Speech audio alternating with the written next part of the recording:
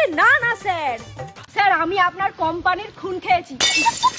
না মানে স্যার আমি আপনার কোম্পানির নুন খেয়েছি। আপনার কোম্পানির টাকা আমি কোনোদিন মার হতে দেবো না। আরে স্যার কোনোদিন না। মা বললো আমরা কেউ বাড়িতে নেই। এই বান্দর মেয়ে, যা তোর মাকে ডাক। ম্যাডাম আমি অভিশপ্ত নাইটের লোন ডিপার্টমেন্ট থেকে এসেছিলাম। লোন টোন দিতে পারবো না। মনে রাখিস, হারামের টাকায় যে যে রুটি খেয়েছে আজ পর্যন্ত কারুর গায়ে লাগেনি। জন্য তো লোনের টাকা দিয়ে আমি রুটি খাই না, বিরিয়ানি খাই। তোর বাজারে চপ মুড়ির দোকান আছে তো? হ্যাঁ আছে। अच्छा সন্ধ্যাবেলায় আসিস, ফ্রিতে চপ খাইয়ে দেবো। ও বে, ওই দোকানটা তুই লোন দিয়ে বানাইছিস তো? তোর দাদুর মাথা দিয়ে বানাইছি, ইট বালি পাথর সিমেন্ট দিয়ে বানিয়েছি। তুই এই ইট বালি পাথর সিমেন্ট কোথায় পেলি? কেন দোকানে?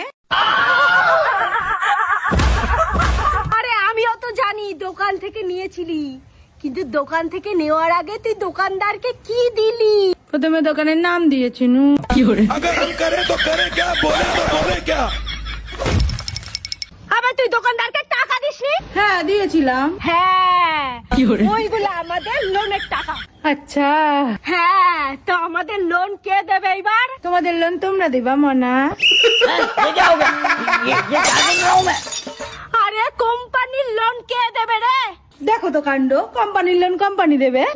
भारी मिस्टेक हो गया सर। আরে দিদি, কোম্পানি যে আপনাকে লোনের টাকাটা দিয়েছে ওই টাকাটা কোম্পানিকে কে দিবে?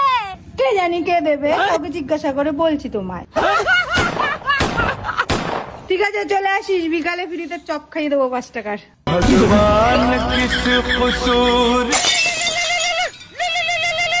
স্যার? হ্যাঁ স্যার, স্যার আমি আপনার কোম্পানির নুন খেয়েছি, আমার কাছ থেকে 1 প্যাকেট নুন নিয়ে নেবেন।